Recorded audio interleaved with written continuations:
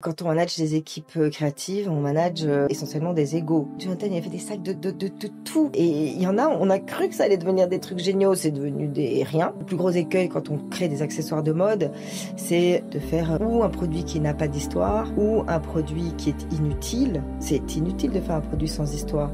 Et c'est surtout inutile de vouloir faire le produit que quelqu'un d'autre aurait pu faire à votre place. Si tu es passionné de luxe, il est très probable que tu aies déjà touché, admiré, ou peut-être même tu as de la chance porter l'une de ses créations.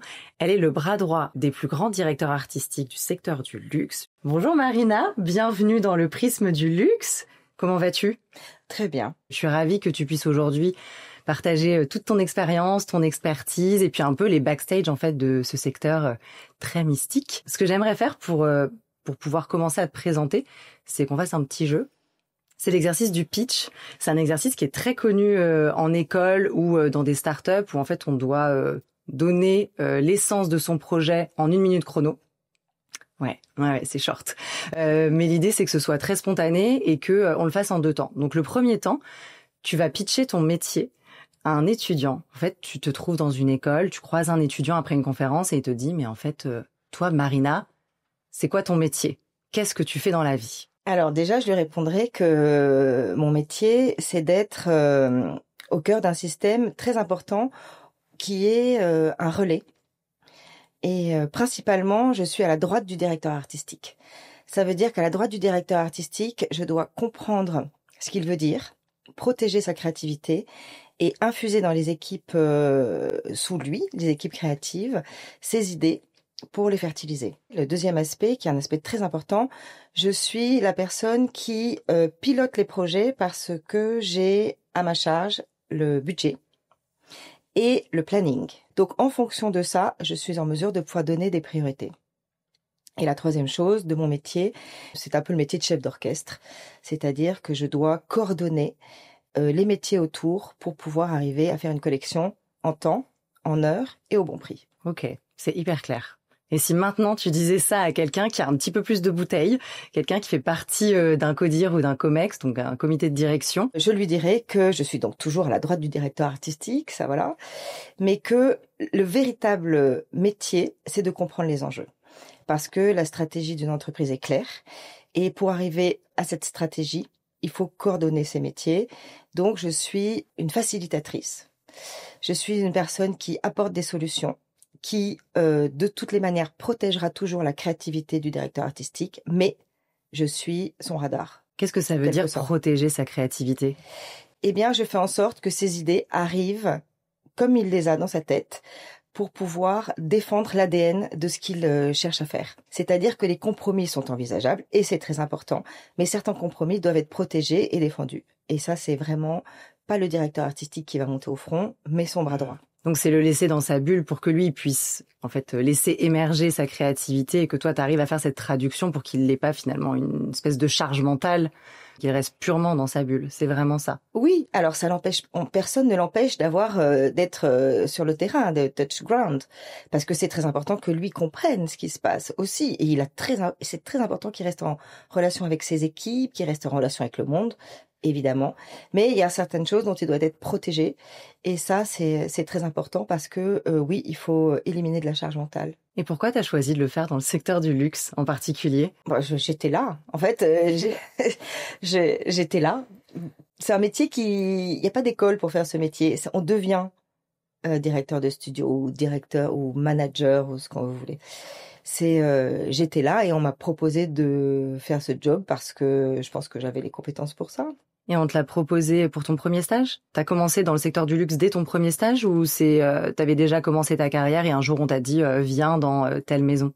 Ah non, moi j'ai fait une école qui s'appelle l'école Camondo, qui est une école de design et d'architecture d'intérieur. Et mon premier stage était chez Louis Vuitton parce que le directeur de la création de Louis Vuitton à l'époque, c'était en 95, donc Louis Vuitton c'était une toute petite entreprise, connue, mais petite. Et lui était dans mon jury. Et il m'a proposé de faire un stage donc dans la maroquinerie, qui n'est pas du tout le centre de mes études, puisque j'étais destinée à faire de l'archi ou du design de produits, donc de mobilier. Et j'ai pensé que c'était une bonne idée parce que je trouve que le type était très sympathique.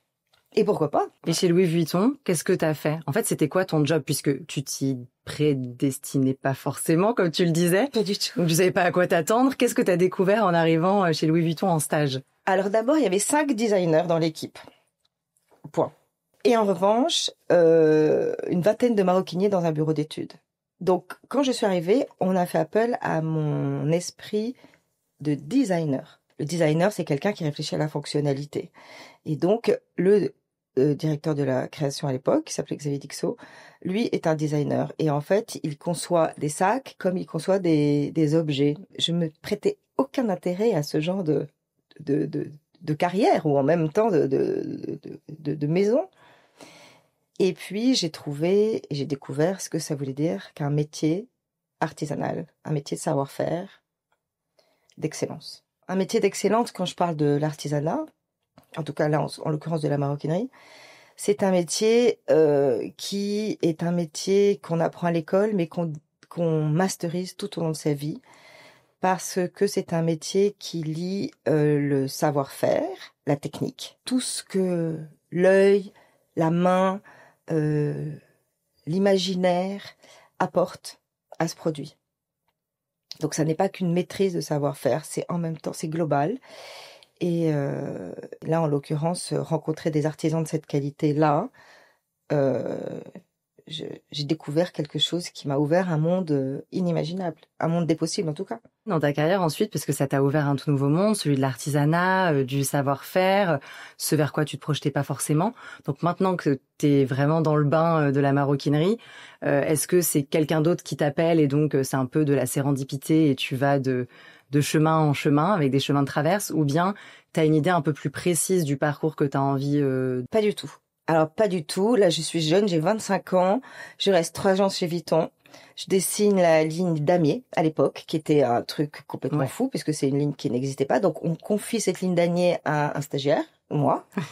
Et en revanche, cette excellence à l'époque est synonyme de temps extrêmement long de développement, parce que on ne lance pas un sac comme ça sans avoir la perfection.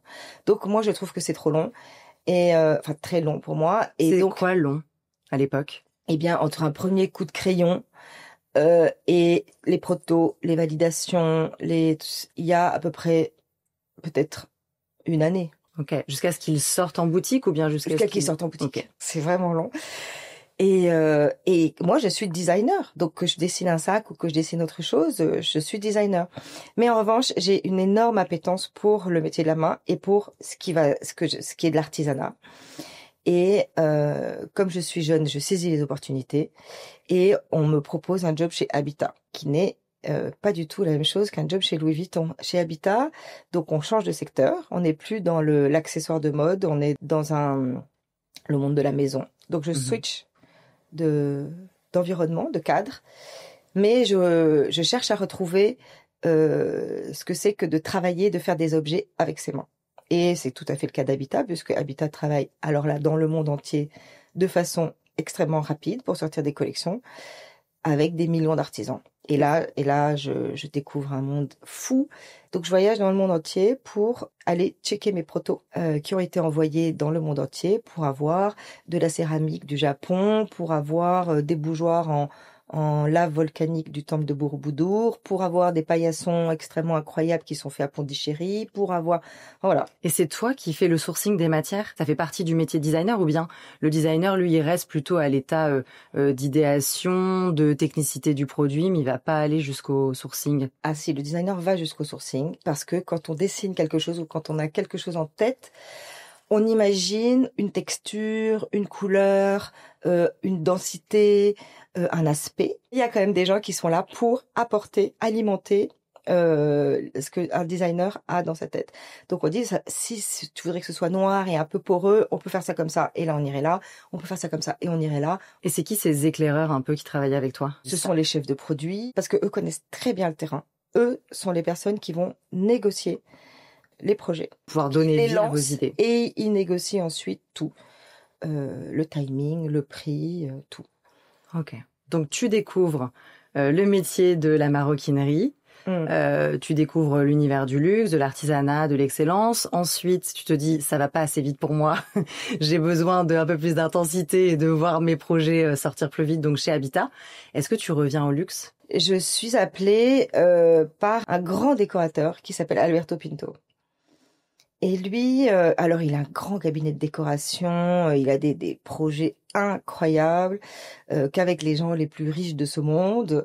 Et effectivement, lui, il a une maîtrise parfaite de ce que veut dire le luxe. Enfin, si on entend que luxe égale cher et rare. Et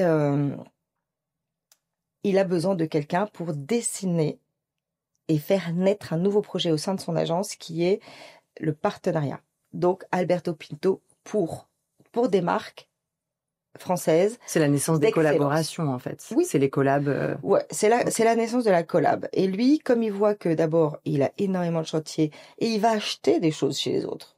Et il dit, bah, en fait, non. En fait, c'est super, mais moi, je vais le faire. Je vais faire des collabs avec eux et je vais mettre tous mes produits chez eux, chez mes clients. Et il se trouve que ce monsieur est un immense monsieur, très créatif, hyper pointu. Il m'a pris sous son aile et il m'a dit on va le faire et on l'a fait. Et tu t'es laissé porter par cette collaboration. Tu t'es dit en fait cet homme m'inspire donc j'y vais. Donc tu as choisi quelqu'un encore. En fait je te pose cette question parce que moi j'enseigne par ailleurs et c'est vrai que mes étudiants souvent hésitent entre choisir une maison, une marque, choisir un job ou aller là où ils le sentent, suivre une personne. C'est pas toujours évident, donc c'est hyper intéressant que tu parles beaucoup. Tu as parlé de son métier très peu, et puis après, tu as dit, mais en fait, c'est un homme extrêmement drôle, cultivé, et donc on sent que tu as suivi la personne. Et j'ai l'impression que ton parcours, il a été comme ça, de personnalité en personnalité. Et donc, ça t'a mené vers des personnes tout aussi inspirantes dans les projets? Alors lui, il a des clients qui ont des maisons, des bateaux, des avions. Ouais. Et ça, les clients viennent naturellement vers lui en disant, voilà, Cabinet Pinto, je voudrais que vous refassiez mon yacht, mon PJ, nanana. Nous, on travaille pas par rapport à des projets. On travaille par rapport à ses envies à lui. Donc, ses envies, c'est de faire de la vaisselle avec du corail, parce qu'il adore la vaisselle. Il dit, et ça tombe bien, on va le mettre dans tous les bateaux et toutes les maisons de bord de mer. La vaisselle chez Renault, on a fait une vaisselle, j'ai fait une vaisselle avec Alberto, qui est une vaisselle rouge avec du corail. Alors ça n'existait pas du tout. Le rouge, on pouvait pas le faire parce que c'est une couleur qui brûle au four, parce qu'un four de porcelaine, c'est 1350 degrés. Et le rouge contient de l'or, ça crame l'or, on n'y arrive pas. On s'est accroché, on a réussi. Vous avez fait vous avez fait de la R&D, enfin de la On a recherche et fait de la développement et R&D, voilà, en interne. Exactement. Et on a réussi au terme de millions d'heures de travail et de proto. Il était très heureux d'avoir fait ça. Et ça a eu un énorme succès. Encore un univers hyper stimulant que tu ne connaissais pas, mais où tu t'éclates parce que tu rencontres plein de gens, tu fais plein de choses hyper innovantes. Est-ce que encore une fois, il y a quelqu'un qui t'appelle et tu te dis génial, j'y vais? Ou est-ce que là, il y a quelque chose qui te donne envie pendant un projet et tu te dis que tu as envie de faire autre chose? J'ai adoré travailler avec des gens, mais j'ai eu envie de me confronter un peu à mes idées à moi. Et en fait, il y a eu un truc qui est bien tombé, c'est que là, la maison Baccarat m'a demandé si je pouvais créer leur première ligne de maroquinerie. Et donc, pour moi, ça alliait deux choses que je trouvais très intéressantes. Une maison d'art de vivre qui demande de faire un projet de maroquinerie. Donc, subitement, mes deux mondes se rejoignent. Et je trouve l'idée géniale parce qu'en fait, là, on parle de diversification. Comment est-ce que l'ADN d'une maison peut se greffer sur un autre type de projet que le sien? Donc, je décide de monter ma boîte, d'être freelance finalement, et de me consacrer à ce projet. Et là, j'ai adoré parce que justement, à quoi on se raccroche?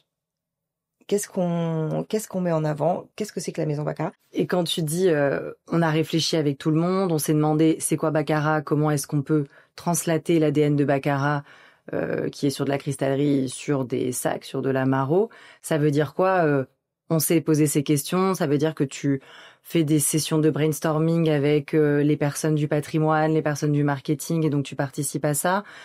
Comment s'organisent ces réunions-là et quelle est ta place dans ces échanges? Là, il y a un besoin. C'est un besoin business, et puis c'est un besoin d'image. C'est important pour eux.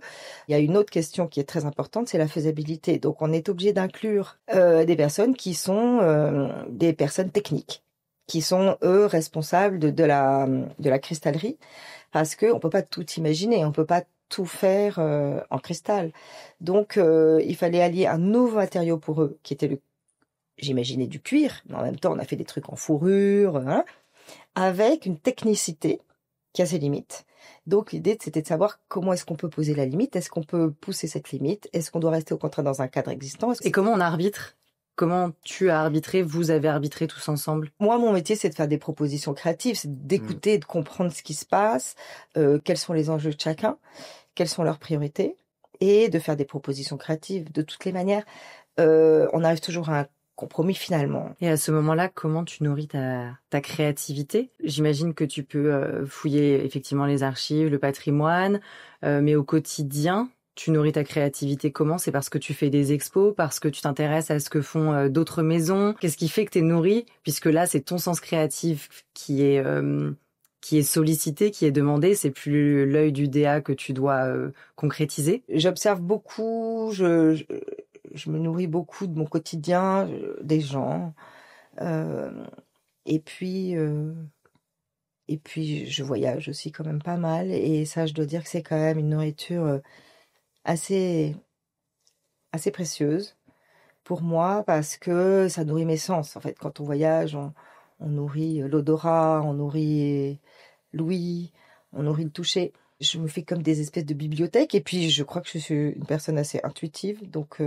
Et c'est quoi ton intuition? Tu ressens un truc au fond de toi qui te dit c'est ça? Comment je traduis mon intuition, c'est que il y a des choses qui me paraissent évidentes, et tout le monde a de l'intuition, c'est-à-dire que tout le monde a de l'intuition. Simplement, c'est le niveau d'écoute de son intuition qui est intéressant. Est-ce qu'on fait confiance à son intuition? Est-ce que la petite voix qui dit mais il faut faire comme ça est la bonne?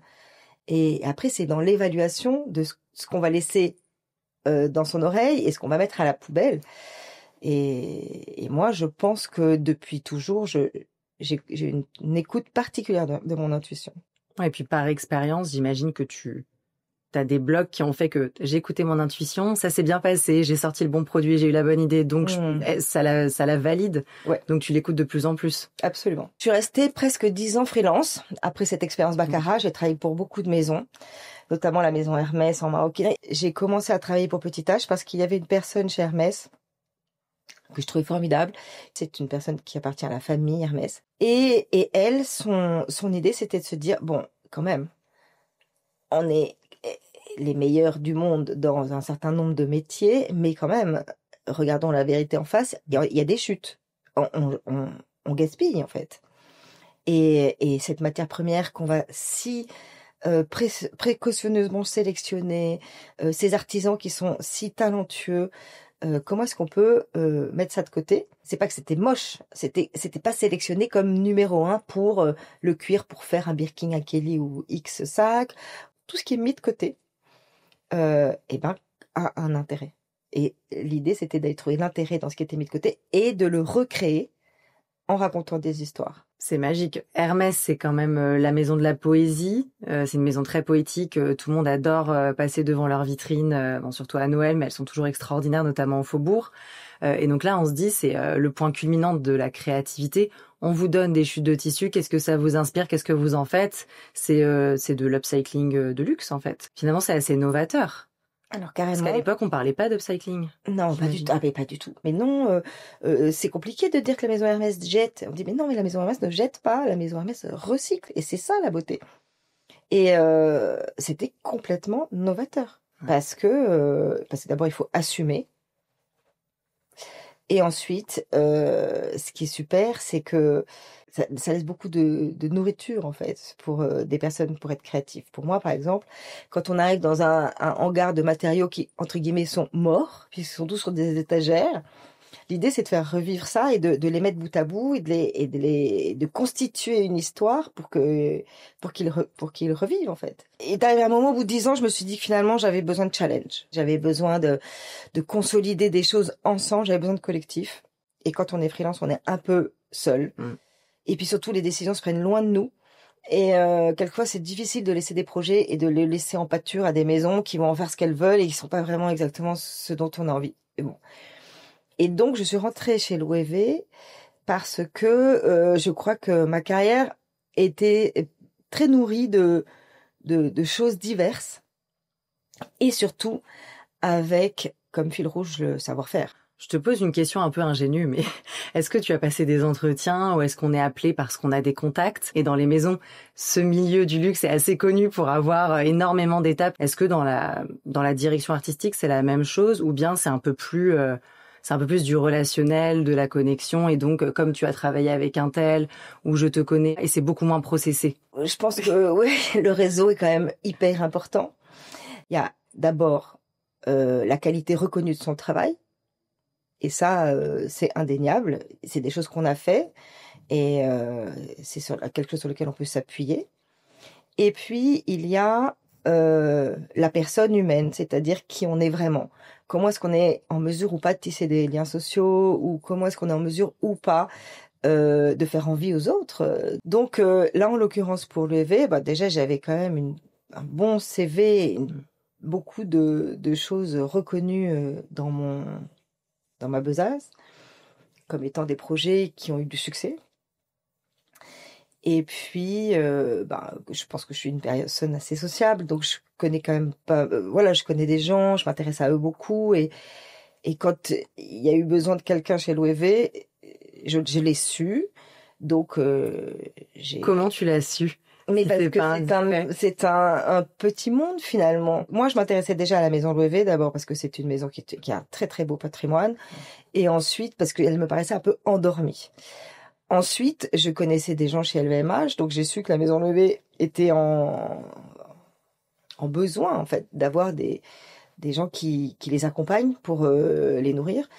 Et donc, je crois que j'ai su me manifester au bon moment chez la bonne personne. Tu passes quand même des entretiens. Ah, il y a toujours des entretiens. Comment on teste un directeur de studio? D'abord, je suis pas rentrée en tant que directeur de studio. Je suis rentrée chez l'OEV parce qu'ils avaient besoin de quelqu'un pour s'occuper faire une espèce de direction artistique des accessoires. Parce qu'à l'époque, c'était en Espagne. Le directeur artistique s'appelait Stuart Vivers. C'est quelqu'un qui venait vraiment du monde du prêt-à-porter. Donc là, il y avait un ralentissement des accessoires parce que Stuart était très focus sur son prêt-à-porter. Et donc, ils avaient besoin de curiosité, de gens un peu nouveaux pour leur apporter de la fraîcheur. Donc, comment on teste? D'abord, on regarde ce que les gens ont fait, ce qu'ils sont capables de faire. Et puis, quand on pense que c'est la bonne personne, on lui propose avec un contrat où il y a 3 mois de préavis. Donc, là, en l'occurrence, moi, j'ai demandé à être freelance, justement, parce que moi aussi, il fallait que j'aille beaucoup en Espagne, j'avais une famille, c'était quand même pas super simple. Donc, chacun se protège. D'abord, la maison cherche quelqu'un, mais le quelqu'un cherche une maison. On est deux quand même à choisir. Oui, c'est une rencontre, mais c'est hyper important que tu le dises. C'est une rencontre. C'est une rencontre et c'est un équilibre entre deux besoins. Et... Absolument. Il faut pas penser que les maisons cherchent et puis les gens cherchent. On cherche aussi. Moi, j'ai toujours cherché quelque chose. C'était hyper important que je nourrisse ma créativité, que je nourrisse ma curiosité. Donc, est-ce que cette maison était aussi en mesure de m'offrir ce que je cherchais? On peut pas se minimiser. Si on se minimise, on devient des suiveurs. Et ça, c'est pas le métier du créatif. J'avais en charge la catégorie accessoires. Donc, ça veut dire plein de choses. Et ça veut dire une équipe. Donc là, je déménage en Espagne, j'amène ma famille. On est content. Et Stuart Vivers disparaît. Et là, c'est un truc dingue, c'est jamais arrivé, je crois. Le mec disparaît au sens... Non, il est décédé? Non, il disparaît dans la nature. Un jour, il ne revient plus au bureau. Et on apprend qu'il a été nommé directeur artistique de Coach, qui est une très grosse maison new-yorkaise de prêt-à-porter, d'accessoires, enfin de mode. Donc, on attend un nouveau directeur artistique. Et là, arrive Jonathan Anderson, qui est très jeune. Il a 26 ans, je pense, un truc comme ça à l'époque, 27. Il nous teste, ce qui est normal. Et surtout, il nous dit, on va rentrer en France. Parce que là, en Espagne, on va pas pouvoir vraiment travailler comme moi, j'aimerais qu'on travaille. Donc, il nous rapatrie en France. Pourquoi? Enfin, étant donné que l'OEV, c'est une maison espagnole, on se dit un peu spontanément, il est logique que la maison reste là où elle est née, parce qu'il y a l'atmosphère, donc on est baigné dedans. Pourquoi est-ce que lui se dit en arrivant, ça marche pas, on doit rentrer à Paris? Alors tout reste en Espagne sauf le studio, parce que on est les créatifs sont des éponges en réalité, et ça c'est vrai. Et il se trouve que moi, l'ayant expérimenté en Espagne pendant 1 an et demi avant qu'il arrive, euh, ce que j'ai fait, c'est que j'ai adoré l'Espagne et que je me suis laissé vivre à l'espagnol, et tout mon côté de curiosité, je remarquais qu'il était resté un peu au ralenti finalement. Je me suis rendu compte que j'étais plus nourrie par l'extérieur, par des gens dans la rue, par ce que tu disais tout à l'heure, une expo. Euh, il y avait plus cette versatilité on peut trouver à Paris, qu'on peut trouver à New York, dans les grandes villes. Et puis, lui-même, il disait, we're gonna drown in olive oil. Genre, vous allez tous, mais mourir noyés dans l'huile d'olive. Et donc, on a décidé, et c'était une bonne chose, d'extraire c'est vraiment extraire le studio de cette facilité de vie, de cette joie. Et c'est là que tu deviens son bras droit? On arrive à Paris, et puis là, très vite, on se rend compte que Jonathan a besoin d'aide pour devenir la personne qui va traduire son langage et qui va faire tourner le studio pour que les choses se mettent en place, en fait. Et donc, c'est à ce moment-là que j'ai dû faire un choix vers un autre métier qui est celui accompagner sa créativité. Et c'est un autre métier. Et d'ailleurs, on va pouvoir l'aborder un petit peu après, puisqu'on verra un projet concret, un projet réel auquel tu as participé. Tu avais le temps, l'espace mental pour laisser respirer et foisonner cette créativité, parce que en fait, je me suis toujours demandé ce que c'était le rythme dans un studio. C'est quoi la différence de rythme entre travailler dans un studio, dans une maison de maroquinerie comme Hermès, qui est une maison installée, une très grande maison avec beaucoup de patrimoine, versus une maison de mode où tout va très vite, on a des shows comme chez Louis V. Alors, pour Petite Tâche, effectivement, on ne fait des projets que quand on a de l'inspiration, on a du temps. Un projet peut être sorti en 2 mois, comme il peut mettre 1 an et demi à sortir. Donc, le temps, chez Hermès, c'est une autre chose. Dans un studio de mode, non. Un studio de mode, on a des défilés. Et ça, c'est fer rouge dans un agenda. Et donc, ça va quand même extrêmement vite. Et tu arrives à garder un semblant d'équilibre. Je sais pas si en fait je sais pas si c'est possible de séparer la vie pro et la vie perso et de se dire j'ai un bon équilibre vie pro vie perso. Je sais pas comment toi tu le vois, mais est-ce que tu as eu des fails ou des succès dans ta gestion de cet équilibre vie pro vie perso au milieu de toutes ces fulgurances, de ces turbulences du rythme et du calendrier de la mode? Ah bah oui, bien sûr. Déjà, en tant que directeur de studio, une des premières clés, c'est de contrôler l'agenda. Donc, le big fail, c'est de se dire, ah non, il va falloir que je fasse plaisir à tout le monde, il va falloir que ça rentre dans le calendrier, il va falloir que tout le monde ait ses réponses en temps, en heure. On se sent hyper responsable. La première chose qu'on fait, c'est qu'on oublie le dîner du soir avec sa famille. On fait des croix sur plein de trucs, faire de la gym, des trucs qui sont indispensables. J'ai fait des croix sur tout. Et surtout, quand on prend un poste, on est hyper dédié. Et puis, et à un moment, on se rend compte que ça va pas. D'abord, les gens autour vous le disent assez vite en disant « Ah, les enfants, c'est marrant, on te voit pas beaucoup, maman. » Et donc, à partir de là, il faut prendre un peu la mesure de ce que les autres disent et de ce que il nous manque à nous. Et de remettre de l'équilibre dans sa vie perso. Ouais. Et comment t'as fait? Parce que mine de rien, en fait, c'est très engageant d'être directrice de studio dans une maison comme celle-ci. Le rythme, comme tu l'as dit, il est déjà très cadré parce qu'en fait, il y a tous ces shows qu'il va falloir assumer, dont tu es responsable. A priori, tu pouvais pas aller à ces dîners, voir plus tes enfants. Donc, comment tu fais pour produire pour les shows et en même temps réussir à voir tes enfants, à avoir du temps pour toi? Il y a des choses que tu as mises en place qui t'ont aidé? Bah oui, parce qu'il a fallu. Il y a un moment où c'est trop difficile. Il y a des moments incompressibles, on ne peut rien faire, on est obligé d'être dédié. C'est comme ça. Et là, faut l'accepter. Et ça, c'est pas à ce moment-là où on va dire « Ah, j'ai manucure, j'y vais ». Non. Donc, il faut absolument comprendre quelles sont les périodes qui sont les périodes où il ne pourra rien se passer de perso et donc l'expliquer aux autres. Leur dire « Voilà, pendant ces périodes, je ne pourrai rien faire d'autre que ça. » Donc ça, comme ça, tout le monde le comprend. En revanche, quand on arrive à libérer du temps, quand on arrive à décider qu'il faut faire des choses pour soi, il faut donner des priorités. On peut pas tout faire, comme dans n'importe quel métier. Dans les calendriers partagés, j'ai toujours mis finalement des moments quand c'était d'une certaine couleur, c'était pas possible. Ça veut dire que c'était ma priorité à moi. Donc ça veut dire que les gens sont au courant, ça veut dire qu'ils sont un peu obligés de respecter finalement. Ok, donc tu remets tes limites. Oui.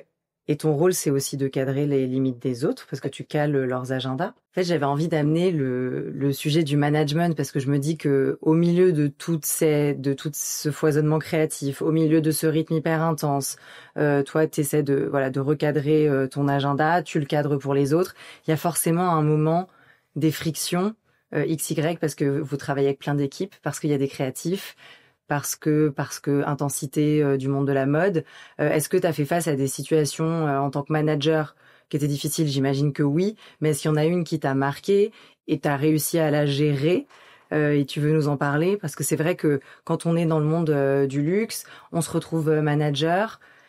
Parfois, on se demande un peu où chercher de la ressource et il y a plein de grands poncifs super géniaux qu'on peut trouver un peu partout, mais il y a rien qui soit vraiment en prise avec le réel. Donc si toi, tu peux nous partager un moment de management qui a été difficile et comment tu t'es relevé de ça, je pense que ça peut aider pas mal de monde qui nous écoute. Alors, c'est vrai que quand on manage des équipes créatives, on manage essentiellement des égos.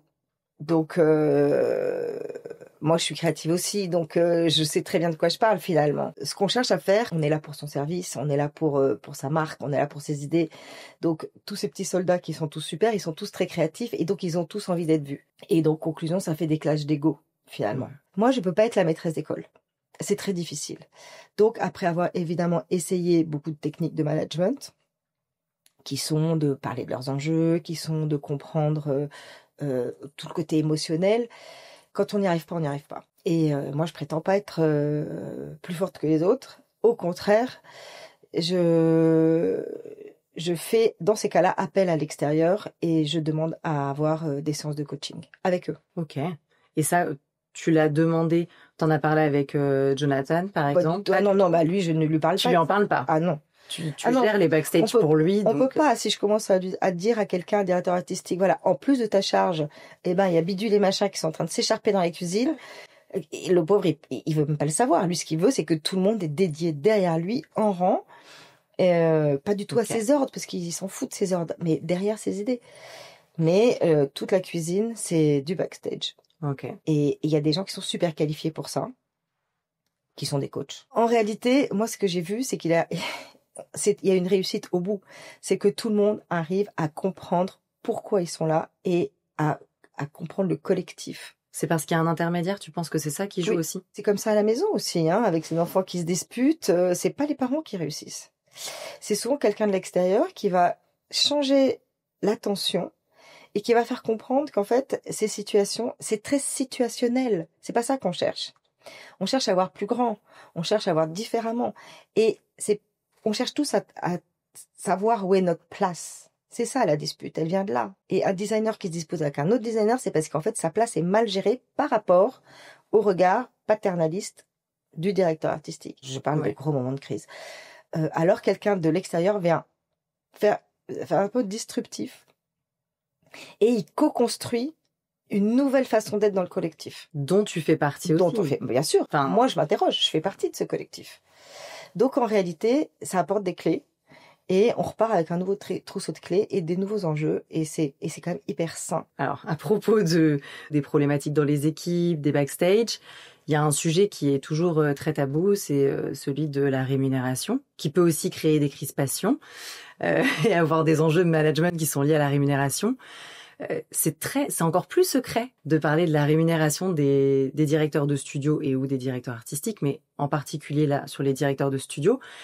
Est-ce qu'il existe, comme quand on va sur certains sites, on peut voir le salaire moyen dans le conseil, le salaire moyen dans le marketing, est-ce qu'il y a la même chose pour les directeurs de studio? Donc il existe une fourchette de temps à temps, c'est ça un salaire. Et s'il n'y a pas de fourchette, qu'est-ce qui définit ta valeur sur le marché? Alors, le sujet tabou, il est hyper tabou. On ne sait pas. On ne sait pas. Mais après tout, est-ce que c'est important de savoir? La définition d'un salaire pour un directeur de studio, je dirais, c'est d'abord son expérience. Parce que, donc ça veut dire un peu son âge. ou ça veut dire, oui, son background en tout cas. Est-ce que c'est quand même très réputationnel? Oui, il y a un côté sur la désirabilité, il y a un côté sur la réputation. Il y a, de toutes les manières, on se valorise par rapport à ses acquis. Bah, merci pour ta transparence sur ce sujet. Ce que je te propose maintenant, c'est de te découvrir autrement. C'est le flash prisme. En fait, tu vas avoir 6 questions auxquelles tu vas répondre du tac au tac, très spontanément. Je vois que tu t'installes. Tac, je change de position, voilà. Donc, 6 questions pour les 6 lettres de prisme. Première question. Pour ton parcours, est-ce que tu peux nous partager un moment pivot ou une rencontre clé dans ta carrière? La rencontre clé, c'est la première rencontre que j'ai faite avec Xavier Dixot, le directeur de création de Louis Vuitton. Résilience, un défi ou un échec que tu as su transformer? Quand je suis partie de chez Loewe, ça faisait 6 ans que j'y étais, je connaissais bien la maison, bien le directeur artistique, bien les enjeux, tout. Et c'est une maison qui était en crise de croissance. Et donc ça, c'est la meilleure nouvelle qui puisse arriver à une maison. Mais il y a eu tellement de remue-ménage là-dedans que tout ce que j'avais un peu installé est devenu presque... J'avais l'impression que c'était en péril et j'ai eu l'impression de rater une marche. En fait, j'ai préféré partir, j'arrivais plus à trouver de sens, en fait. Et donc j'étais peut-être au bout du roule, hein. Mais sans sens, je savais pas comment avancer. Donc oui, j'ai transformé parce que je me suis posé beaucoup de questions. Parce qu'après, j'étais directrice du studio de chez Lanvin, et ça m'a beaucoup apporté. Ma transformation, c'était de comprendre la notion du temps dans mon métier, et que le temps mettait du sens dans ce que je faisais, dans mes choix. Ah oui, le temps met du sens dans ton métier. M'aide à comprendre le sens que je mets dans mon métier. Okay. Faire des choses de façon automatique, sans réflexion, sans recul. Ah ben, pour moi, c'est la gaufrade assurée. Ouais, il y a une notion de conscience. Ça me fait penser un peu à être pleinement conscient de l'instant présent, de ce que tu es en train de faire. Un insight métier, donc une idée reçue sur ton métier que tu aimerais déconstruire. Ah ben moi, on m'a toujours dit dans la mode, il faut coucher. C'est génial. Parce que alors, c'est vraiment... non, c'est pas vrai. Hein, je vous le dis tous. Dans la mode, ceux qui veulent coucher, couchent. Ça, c'est pas mon problème. Mais non, dans la mode, il faut bosser. Le scan, donc c'est une tendance du luxe que tu as repérée. Est-ce qu'il y a une tendance que tu as vue et que tu trouves intéressante, hein, ou alors une marque à suivre Par exemple, là, je trouve génial d'avoir nommé le directeur artistique d'Urban Atlantic chez Jean-Paul Gaultier, par exemple. Ça, c'est des choses qui sont, justement, sont des agitateurs, qui est pour moi un hyper événement positif. La motivation, qu'est-ce qui te motive, toi, profondément au quotidien? C'est quoi ton moteur? Les gens. Et un éclairage, donc un conseil ou une leçon que tu aurais aimé recevoir plus tôt, peut-être? Ah bah, on parlait du présent. Moi, j'ai découvert une phrase de Sénèque qui m'a complètement, justement, éclairée, où je me suis dit, c'est magnifique, c'est une claque. Cette phrase dit... pour être heureux, il faut éliminer 2 choses, la peur d'un mal futur et le souvenir d'un mal passé. C'est-à-dire vivre dans le présent. C'est-à-dire que si on a peur d'un mal futur, on n'avance pas. Et si on est ancré dans un mal passé, on reste sur place. Donc, le présent est le facteur épanouissant. Je pense que je vais le mettre en poster au-dessus de mon bureau et qu'on devrait tous l'avoir. J'aime beaucoup cette citation. Et d'ailleurs... parlant d'instant présent, on est dans une génération d'instantanéité, enfin dans un monde très instantané. Et si je fais le parallèle avec l'enseignement, il y a un besoin d'instantanéité qui se fait ressentir aussi chez les jeunes, chez les étudiants. Et donc, c'est un peu le tout de suite. Moi, j'ai pu être comme ça aussi, ne pas confondre vitesse et précipitation, avoir la patience de l'expérience, comme tu le disais. Dans les écoles, il y a un peu une lutte éternelle, sûrement, entre la direction qui a envie de donner du contenu académique, de former des étudiants, des gens qui ont un regard sur des sciences sociales, sur les matières au sens vraiment académique du terme, et de l'autre côté, les étudiants qui sont dans le tout de suite et qui, comme ils veulent devenir directeur artistique, directeur de studio, chef de produit, que sais-je, ou CEO d'une grande maison, je leur souhaite, se disent, bah non, mais moi, maintenant, en fait, ça me sert à quoi d'étudier la sociologie, l'histoire truc-muche. Alors à la limite, si c'est l'histoire d'une maison, ils vont se dire c'est du storytelling, ça va m'aider. Mais du coup, il y a une confrontation entre les deux parce que eux veulent quelque chose de très concret, de très métier, parce qu'ils se disent que comme ça, ils ont les armes pour leur premier stage ou pour leur premier job. Est-ce que toi, et de l'autre côté, on n'est pas une entreprise, on est une école, est-ce que toi, tu penses qu'on peut vraiment apprendre le luxe à l'école? Si on comprend le luxe, c'est comprendre des objets à forte valeur ajoutée, très chers, presque uniques. Ça ne s'apprend. Moi, je pense que quand on arrive dans une entreprise, on est très démuni, même quand on sort d'une grande école. Même si on a fait des stages, on n'a pas du tout la réalité du terrain, on n'a pas du tout la réalité du marché. Et d'ailleurs, on a des idées un peu préconçues sur des choses. Et c'est exactement ce que l'entreprise va déconstruire. Parce que quand on arrive dans une entreprise, et ça, je n'ai aucun comme mal à le dire, on ne sait mais rien.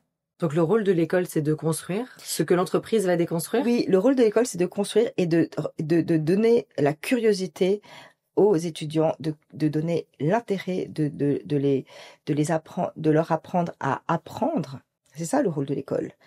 C'est de leur donner les clés pour la découverte personnelle de ce qu'ils vont pouvoir maturer ensuite dans une entreprise. Parce que ce qui est génial dans une école, c'est d'apprendre à connaître qui on est et quelles sont les capacités qu'on va pouvoir développer, qu'est-ce qu'on met au service d'une entreprise. Parce que quand on arrive, l'intérêt, c'est de apprendre ce que le terrain vous offre. Une école n'offre pas de terrain. Donc, si on n'a pas appris à être adaptable, si on n'a pas appris à écouter, si on n'a pas appris à enrichir, si on n'a pas appris à contredire, alors il n'y a pas d'intérêt pour une entreprise. Une entreprise a besoin de jeunes arrivants qui soient des challengers pour les anciens. Donc on est d'accord les anciens pour comprendre ce qu'un nouveau va nous apporter, parce qu'on est toujours en train d'apprendre. En revanche, arriver avec une certitude, c'est pas possible. Il y a beaucoup de choses qu'il faut voir avant d'être certain. Et encore, même je pense qu'à mon âge, je n'ai pas de certitude. Donc, apprendre le luxe à l'école, pour moi, je comprends pas cette phrase. En fait, on s'apprend soi. Finalement, c'est plutôt ça le rôle de l'école, c'est s'apprendre soi, se découvrir soi. Et le luxe, on l'apprendra après. Le luxe comme n'importe quoi. Comme n'importe quoi. Comme n'importe quoi. Le luxe, enfin, une maison qui fabrique des objets luxueux, c'est-à-dire chers et rares, eh bien, c'est en découvrant les ateliers, c'est en découvrant les savoir-faire, c'est en découvrant toute le système mis en place par des équipes, par des métiers, pour arriver à ces produits. Et chaque maison a sa recette. Donc en réalité, c'est ça qui est génial. Quand on travaille pour Hermès, les recettes n'ont rien à voir que quand on travaille pour Balenciaga ou Louis Vuitton. Oui, donc on revient à ce truc de l'expérience, d'avoir la sagesse d'attendre pour expérimenter et vraiment là connaître plein de choses sans tout connaître. Bien sûr, bien sûr. L'écueil, moi je trouve aujourd'hui, pour ces jeunes qui ont aujourd'hui le monde à découvrir et c'est génial, l'écueil est d'arriver en disant, voilà, moi j'ai appris ça, donc je vais être capable de faire tout ça, tout ça, tout ça. Tu vas être capable de faire beaucoup de choses. Et ça, c'est chouette. Mais il va falloir du temps aussi. Eh bien, on va prendre un petit temps pour laisser la parole à un étudiant, à une étudiante en l'occurrence, parce que sur ce podcast, ce qui était hyper important pour moi, c'était de laisser la parole aux étudiants qui puissent eux aussi poser leurs questions aux invités avec lesquels j'ai la chance d'avoir une conversation. Donc là, c'est Raya qui t'a posé une question.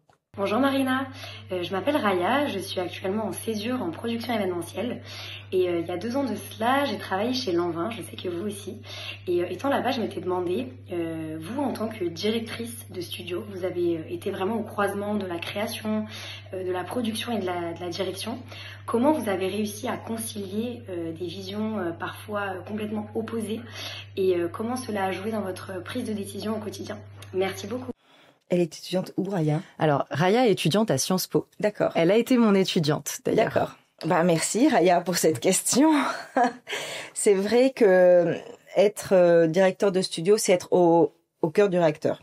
Et ça, c'est C'est un peu la complexité de ce métier. C'est pour ça qu'on devient directeur de studio et qu'on n'est pas directeur de studio. En règle générale, les enjeux sont communs entre la direction, le studio, le merchandising, la production, le développement, la com. Les enjeux sont communs parce qu'on défend une marque, son histoire. Maintenant, effectivement, si le studio devient foufou et que ça va pas tout à fait dans le sens de la direction, pourquoi ? Parce que l'ADN n'est pas là, ou le prix va exploser, ou le timing n'est pas le bon. Alors, moi, je crois que mon rôle, c'est d'écouter tous les partis, de comprendre quels sont leurs enjeux. Et la prise de décision, ce sera jamais moi qui vais la prendre parce que je n'ai pas cette latitude-là. Ce serait trop me donner d'importance. La seule personne qui va être capable de prendre une décision, ça va être le CEO. Donc, moi, mon rôle à ce stade, si je vois qu'il y a une grosse différence entre les enjeux ou qu'il y a quelque chose qui se distord dans l'intérêt du directeur artistique qui veut faire un show foufou tout rose et le président qui dit on va jamais faire suffisamment de chiffres avec du tout rose, c'est d'essayer de faire en sorte qu'ils se parlent et de comprendre, d'aller défendre les intérêts. C'est comme un avocat chez les uns et chez les autres. Ensuite, la décision finale se fera par le CEO. C'est une décision de business. Souvent, le CEO, en tant que CEO, a bien compris qu'il ne faut pas frustrer son directeur artistique. Et ça, c'est l'erreur, de vouloir l'empêcher. Donc, lui, son rôle, ça va être de dire, OK, on va pas faire tout rose. On va peut-être faire 80%. Mais avec les 20%, il va falloir ça et ça. Pour rebondir sur la question de Raya, je me demande quelle est la différence entre travailler pour une maison de mode très craft, avec beaucoup d'inspiration artistique comme Loewe, et ensuite intégrer une telle icône de couture comme la maison Lanvin. Qu'est-ce qu'il y a eu comme différence pour toi ? Alors c'est vrai que c'est une autre maison, et c'est donc une autre ADN et une autre façon de se positionner. Pour la maison Lanvin, qui est une maison qui n'est pas vraiment une maison d'accessoires, et comme tu l'as dit, qui n'est pas vraiment non plus une maison de craft, tout l'enjeu, aux côtés de Bruno Cialelli, qui est un directeur artistique qui est merveilleux et vraiment très créatif, a été de plonger dans les archives de Jeanne Lanvin. Jeanne Lanvin a laissé derrière elle des merveilles. D'abord parce qu'elle était très très très précurseur à l'époque. C'était une femme. Il y avait toute l'idée de réinterpréter sa vision très très très moderne sur comment porter des vêtements, sa relation au sport, sa relation au fait d'être mère, puisque elle était aussi maman. Donc là, on est rentré en profondeur dans ce que c'était que porter un vêtement et ce que c'était que d'avoir un atelier de couture. C'est quoi la couture ? De prêt-à-porter couture, ça veut dire qu'il y a une notion qui est très unique dans la façon de monter un produit, dans la façon de l'imaginer, dans la façon de le porter. Il y a quelque chose qui est plus élevé, qui est un peu plus unique, qui est peut-être un peu plus osé, ou qui rajoute peut-être du craft là où on ne l'attend pas. Il y a une notion d'unicité qui est un tout petit peu différente que celle du prêt-à-porter. Donc, et c'était un enjeu pour Lanvin. On parle souvent de brand elevation. Oui. Donc en fait, ça fait partie de l'ADN de la couture, d'élever la marque par ce segment-là, parce que dans une marque, il y a des segments accessoires, chaussures, et donc la couture, c'est ce qui porte l'élévation d'une marque. C'était surtout de garder l'esprit de Jeanne Lanvin par le biais de cet esprit couture. Donc moi, mon rôle là-dedans était qu'on ait cette notion de couture et que quelquefois, si le prix était un peu plus inattendu, alors oui, moi j'étais là pour dire mais attendez, parce qu'il y a ce détail, parce qu'il y a ça, et c'est ça qu'on cherche et c'est ça qu'on veut. Et donc, en revanche, à l'inverse de Loewe où il y avait un atelier de couture qui était correct, là, chez Lanvin, l'atelier de couture était énorme. Parce que la recherche se faisait là. Oui, il y avait un lab. C'est comme un lab d'innovation. Un lab d'innovation. Avec plein de métiers d'excellence dans l'atelier prêt-à-porter couture. Ok, trop intéressant. Ce qui serait génial aussi, c'est que il y a peut-être des personnes qui vont nous écouter qui rêvent d'avoir la même carrière que toi. Quel conseil tu donnerais à un jeune pour devenir directeur de studio ? Et ben déjà, pour être directeur de studio, il faut comprendre tous les rouages de tous les métiers. Donc, la première chose qu'il faut faire, c'est observer, comprendre les enjeux et ne pas se précipiter. Merci beaucoup. Cette conversation nous mène à comment est-ce que on fait pour lancer une icône, un produit iconique. En l'occurrence, on va faire un petit focus sur l'une des icônes que tu as participé à lancer chez Loewe, le puzzle bag. En fait, à quel moment on se dit qu'on lance un sac? Ça part d'où le fait de lancer un sac? Pourquoi on le lance? Bon, alors d'abord, j'ai participé à lancer ce sac, mais c'est Jonathan Anderson qui a fait ce sac. La participation que moi j'ai pu avoir, c'était de l'accompagner dans le fait que son intuition était la bonne et on a trouvé des choses créatives et techniques pour accompagner son idée. Et donc, comme c'est lui qui est maître aux manœuvres, est-ce qu'il arrive un jour, je sais pas comment on peut se l'imaginer, mais il arrive un jour, il te dit, Marina, j'ai envie de lancer un sac, voilà ma vision, j'en ai rêvé cette nuit, qu'est-ce qu'on fait de ça, go. Ah non, alors pas du tout. Enfin, pas du tout, le pauvre. Il se trouve que Jonathan Anderson est un directeur artistique qui, alors lui, a une confiance absolue dans son intuition. Et c'est ça son génie, en dehors d'être aussi quelqu'un de très cultivé. Il se trouve que le sac puzzle est né de la toute première au début de l'arrivée de Jonathan. Et bien lui est arrivé avec une idée de ce que voulait être la femme Loewe, sa vision de la femme Loewe.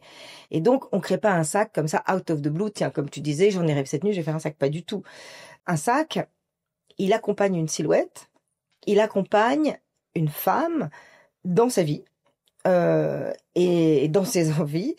Et donc conclusion, il fait partie d'une réflexion globale de ce que va être cette femme Loewe. Et donc lui, il est arrivé et il a défini très rapidement sa femme Loewe. Il se trouve que la femme et l'homme Loewe, dans sa vision, sont des personnages qui partagent leurs accessoires, qui partagent leur vie, qui partagent leurs fringues. Dans la tête de Jonathan, il n'y a pas de barrière entre ceci est un homme, ceci est une femme, et on va faire deux choses distinctes. Donc en fait, il a créé une silhouette qui se masculinise pour certains aspects, qui se féminise dans d'autres aspects, mais les accessoires sont aussi des accessoires communs. D'où l'idée du puzzle. Donc déjà, la fonction du puzzle devait être un sac unisexe. Donc à partir de là, comme on a commencé par un défilé femme et un lookbook homme, un lookbook, c'est pas un défilé, ce sont des photos dans un catalogue qui raconte avec les fringues l'histoire de quel est cet homme chez Loewe. Et cet homme et cette femme Loewe, donc là ils émergent quand même de l'esprit, même si c'est pas forcément une épiphanie et que c'est un processus plus long, ils émergent quand même de l'esprit de Jonathan en l'occurrence chez Loewe. Cette silhouette n'émerge pas du tout d'études marketing, d'échantillonnage de population. Est-ce qu'il y a un moment où quand même la notion de, sans aller trop loin dans se dire il y a un échantillonnage de population, on va auditionner des gens et leur poser des questions, mais est-ce qu'il y a pas un moment où il y a une rencontre quand même avec le terrain, avec des études quali ou quanti pour croiser avec l'inspiration et l'intuition de Jonathan, ou est-ce que c'est all-in sur l'intuition créative? Pas du tout. Il y a des objectifs chiffrés, mais pour atteindre ces objectifs, ils sont décomposés à travers un plan de collection, avec des objectifs de chiffres encore pour chaque accessoire ou pièce de prêt-à-porter.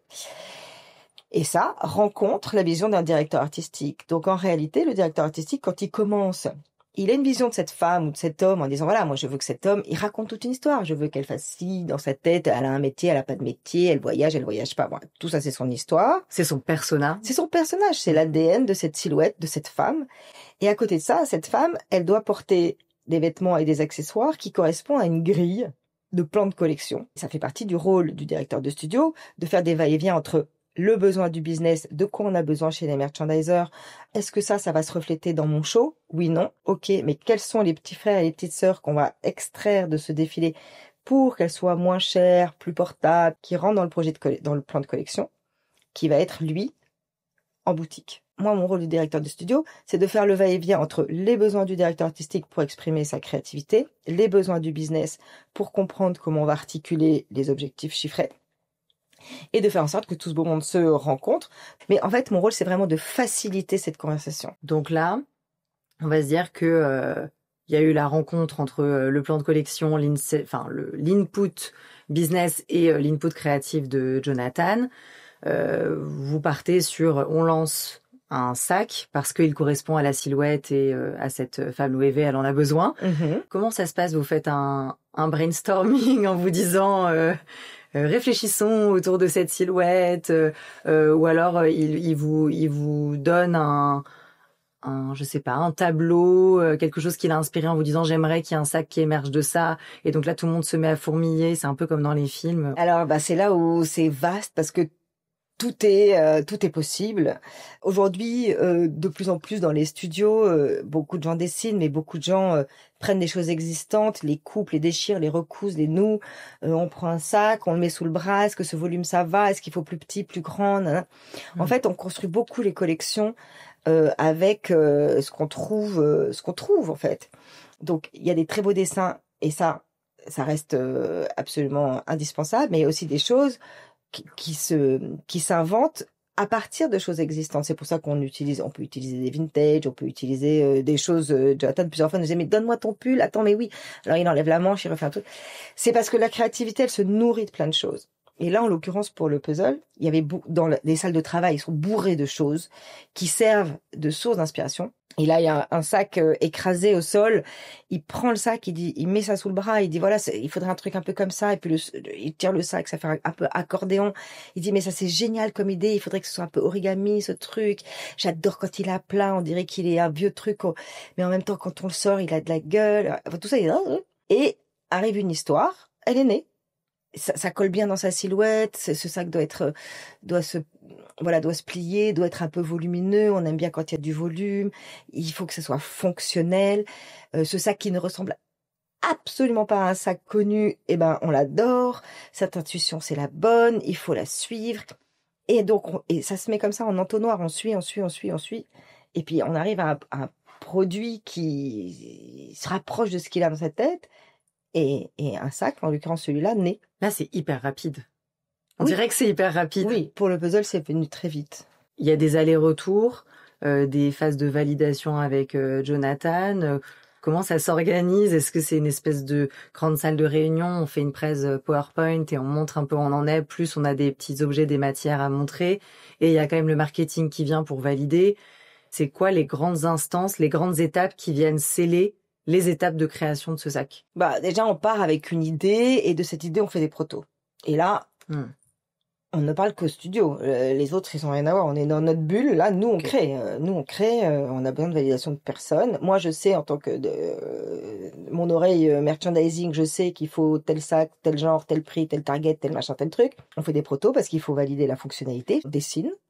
Et on s'adresse aux maroquiniers qui sont internes à l'entreprise. Là, en l'occurrence, ils sont en Espagne. Et du dessin naît... Alors, quelquefois, on refait pas tout le sac. On fait juste des essais de coins pour valider des finitions. Okay. Ou sinon, on fait des essais de taille. Celui-là est trop grand, celui-là est trop petit. Il n'y aurait pas une taille intermédiaire. Mais oui, mais là, le montage est quand même bizarre. Alors, Et puis vient se greffer là-dessus le dessin des pièces métalliques parce que c'est très important. Et puis on choisit la matière et on choisit la doublure. Et à ce stade, on en était encore à dessiner la tirette du zip. On se pose toutes ces questions et on fait des protos. Et ces protos s'affinent de plus en plus avec Jonathan parce que lui, il a pas envie de voir des dessins. Personne n'a envie de voir des dessins. On a envie de voir des produits. Vous montrez jamais. Vous n'arrivez pas un jour en disant bon, comme c'est le début du processus. Je te fais une V1, donc ma version 1, c'est te montrer le dessin. Il faut que ce soit quelque chose qu'on puisse toucher. Ouais, lui, il aime les choses. Lui, il lit ça. Et c'est différent, c'est propre à chacun. Hein. Ok. Là, on parle de lui. Lui, il voit le dessin. Il lit très bien les Photoshop, les machins, les trucs, parce qu'il y a des moments où on change de couleur, on va pas faire un truc un proto par couleur. Donc, on fait des Photoshop, on fait des images en 3D. Mais valider les matières, et valider les textures, et valider les finitions, ça fait partie du processus. Et donc, maintenant que vous êtes dans le studio, vous avez votre sac, le puzzle bag est tout beau, tout validé. Mm-hmm. Comment il fait pour arriver jusqu'aux boutiques dans lesquelles on va pouvoir l'essayer ou l'acheter? Alors, d'abord, il n'y a pas un meilleur vecteur de communication qu'un show. Donc, celui-là, on va le propulser dans le show pour qu'il soit vu et pour qu'on puisse comprendre que cette silhouette est accompagnée de ce sac et que ça marche. Et une fois que ce sac est sorti en défilé, qu'il a été archi vu et commenté et retweeté et reposté et tout ça, et qu'il est devenu un sac ultra désirable. À partir de là, il arrive dans les magasins parce qu'en amont, dans notre plan de collection, on a dit qu'on le voyait en vert, en jaune, en noir sur le défilé, mais il allait exister en 6 couleurs et 2 tailles. Donc on va voir 6 couleurs et 2 tailles dans le magasin. Et là, on va nourrir le business et surtout l'image du magasin. Et à partir de là, il se trouve que la com a été extrêmement bien faite, que ce sac est un sac extraordinaire. Il devient un sac qui devient ce qu'on appelle un hit bag, qui est un sac qui devient un incontournable sac de la marque Loewe. Waouh. Et il y a des sacs qui sortent pas, finalement? Beaucoup. Parce qu'un défilé n'est pas fait pour que tout sorte. Un défilé, c'est un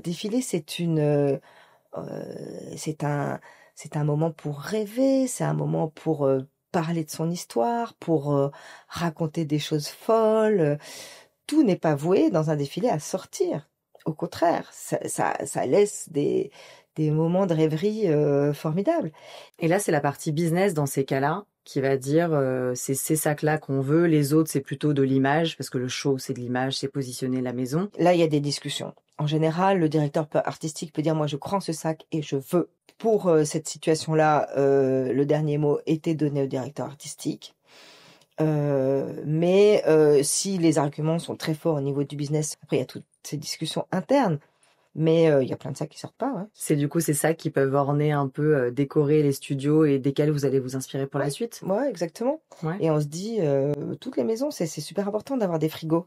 On se dit, ah mais ce sac, tu te souviens pas ce défilé, il était quand même génial. Mais je sais pas, Jonathan, il a fait des sacs de tout. Quand on a fait tous nos petits sacs animaux, les sacs avions en papier, on a fait des sacs mais de dingue. Et il y en a, on a cru que ça allait devenir des trucs géniaux, c'est devenu des rien.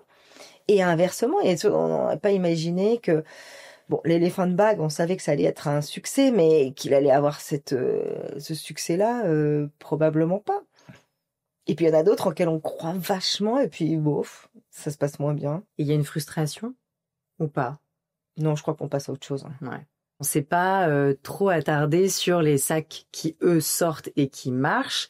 Est-ce qu'il y a une recette miracle, une recette du succès pour qu'un sac marche, pour qu'un produit marche? Quelque chose que je remarque, c'est que les produits qui ont un écho sur le marché, c'est-à-dire qui rencontrent un succès, sont des produits qui ont une histoire derrière eux. C'est-à-dire qui rencontrent fonctionnalité, ingéniosité, créativité, une intuition forte et qui ont donc un storytelling qui est assumé, qui est évident.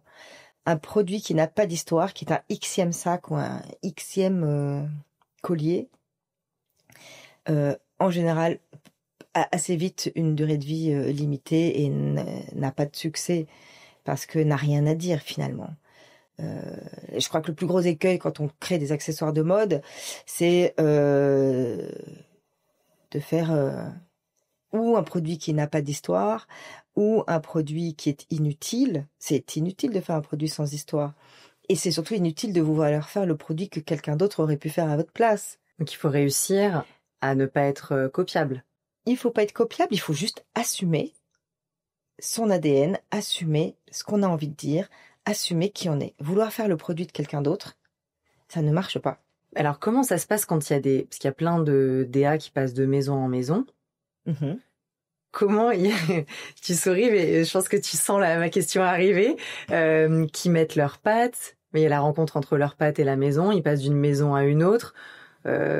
Comment tu fais pour pas faire le produit d'un autre, étant donné que ce DA est passé par d'autres maisons et qu'il n'y ait pas des réplicas un peu partout dans toutes les maisons parce que tout le monde a tourné et que c'est la valse des directeurs artistiques. Je pense pas que des sacs que Jonathan a fait chez Loewe, il les reproduira dans une autre maison. Parce que oui, c'est exactement ce que tu dis, c'est un mélange entre sa personnalité, son intuition et l'ADN d'une marque. Ça s'appelle une rencontre. Et normalement, si tout va bien, les directeurs artistiques qui changent de maison, ils restent eux-mêmes, mais ils rencontrent une maison avec un ADN qui est normalement existant.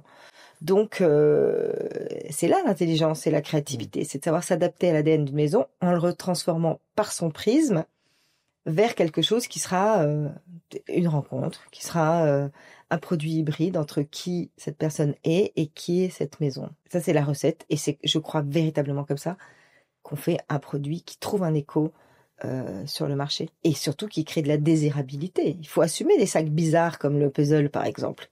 Mais une fois que c'est assumé parce qu'on aime cette histoire, parce qu'on la connaît et parce que c'est comme ça que son directeur artistique le veut, alors le succès, il y a forcément un succès au bout. Donc quand tu as participé à créer avec un collectif, parce que j'ai bien compris que c'était un ensemble et c'était un travail d'équipe avec le DA, dans ce collectif, tu as sûrement côtoyé des métiers qui peut-être étaient un peu moins mis en lumière, un peu plus discrets, qui sont un peu plus méconnus dans le secteur du luxe.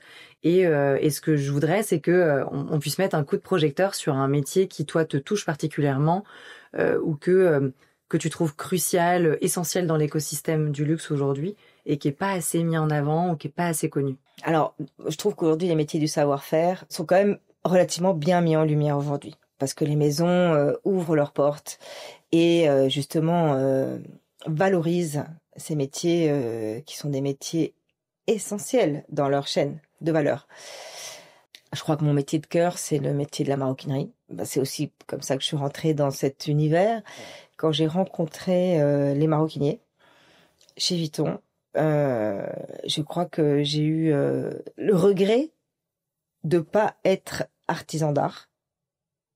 Je me suis demandé si mon métier de designer était celui que je voulais faire. Et aujourd'hui, parce qu'effectivement, les maisons ouvrent leurs portes, elles produisent pas mal de contenu backstage, les coulisses, on voit notamment les défilés de Chanel avec les métiers d'art, la maison Dior aussi qui montre les backstage de ses ateliers de couture. Dans quelle mesure les évolutions en fait de l'IA, du digital viennent impacter ces métiers-là, ou bien ils en sont très préservés? Dans le métier de designer maroquinerie, il y a un effet absolument saisissant avec l'arrivée de l'IA, qui est de dire, si vous mettez dans un IA, dessine-moi un sac Chanel, un nouveau sac Chanel, là, il y a des kilomètres de nouveaux sacs Chanel qui sortent. Mais ça, c'est un peu bizarre quand on est designer. Après, quand on parle du métier de maroquinier, alors là, la place de l'IA est plus compliquée. Ce que peut faire le digital, le dessin du designer peut être digitalisé. De ce dessin digital, on peut commencer à travailler sur les patronages. Donc ça, on parle du digital, hein. On parle toujours pas d'intelligence. Mais à mon sens, l'IA va avoir un peu de mal à se faire un chemin vers le métier du maroquinier. C'est un métier de sens, c'est un métier de compréhension, c'est un métier de parfaite technique de la main, en relation avec son œil, avec sa conscience, avec savoir évaluer si c'est la bonne épaisseur, la bonne distance, le bon toucher, le bon point. Donc je ne vois pas comment l'IA va pouvoir remplacer ça, quand bien même ce sera un robot. Là, il va falloir que le robot remplace vraiment l'intuition et la nature du cerveau pour pouvoir mettre tout en relation et tout en harmonie, pour pouvoir décider que là, le truc est bien. Et c'est comme ça qu'on le veut. Donc je sais pas où est la place de l'IA dans le choix. Quand tu es designer maroquinier et pas métier d'art maroquinier, tu disais tout à l'heure, il y a plein de sacs Chanel qui sortent. Quand l'IA te sort plein de sacs Chanel, ça t'inspire, ça te dégoûte, tu t'en sers pas Je sais pas, j'ai jamais expérimenté véritablement parce que j'essaye de me préserver complètement de ça. Moi, j'ai toujours regardé ça comme une curiosité. Mais très vite, on arrive à la saturation parce que comme c'est infini, il y a aucun intérêt en réalité. On peut se dire, tiens, cette idée, elle est amusante. Avoir un sac Chanel en forme de bateau parce qu'on a décidé qu'on allait faire du bateau, je dis n'importe quoi. Mais c'est justement là où le cerveau humain est très, très, très, très important. C'est que savoir faire la différenciation entre une bonne idée et une mauvaise idée, enfin, une idée qui n'aura pas d'écho sur un marché ou auprès d'une cliente, l'homme sera toujours là pour expliquer que ça, c'est pertinent et ça ne l'est pas. sur la créativité. Donc, on a beaucoup parlé de créativité, d'inspiration. Ce que je trouverais hyper chouette, c'est que tu nous partages ce qui, aujourd'hui, toi, t'inspire, vient nourrir ta créativité, qu'on ait un peu une dose d'inspiration pour conclure cette conversation. Alors ça c'est, moi je suis un peu hyperactive, donc en fait je fais pas un truc à fond. Par exemple, je suis pas dans un bouquin à fond, je fais en même temps le podcast, en même temps le bouquin, en même temps le truc. Donc moi ce qui me nourrit beaucoup, c'est justement d'avoir plein de sources différentes qui m'apportent une idée, qui m'apportent une couleur, qui m'apportent une odeur, qui m'apportent une émotion. Donc j'ai rien de spécifique, mais j'ai quand même des sources qui sont toujours un peu les mêmes et qui sont diverses. J'avoue que j'écoute pas mal France Culture, donc j'écoute pas mal À Voix Nue. J'adore les histoires des gens et France Culture. À Voix Nue, c'est vraiment une plongée dans les histoires humaines qui m'intéresse beaucoup. J'écoute aussi souvent le podcast des couilles sur la table, qui est un podcast qu'on pourrait qualifier qu'un peu de féministe, mais en fait c'est une version moderne de la masculinité vue par des femmes, et je trouve que c'est vachement intelligent. Tu te nourris de choses qui n'ont pas rien à voir, mais qui sont pas vraiment en lien avec le secteur du luxe. Non. Oh ouais, non. C'est pas ce qui va nourrir ta créativité du tout.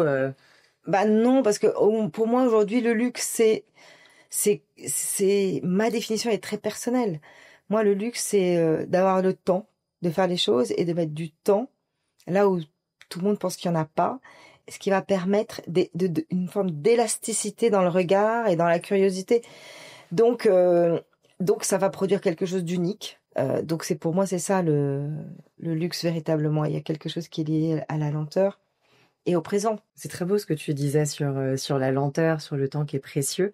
Je trouve que ça relie un peu avec la phrase inspirante de Sénèque que tu nous as partagée tout à l'heure.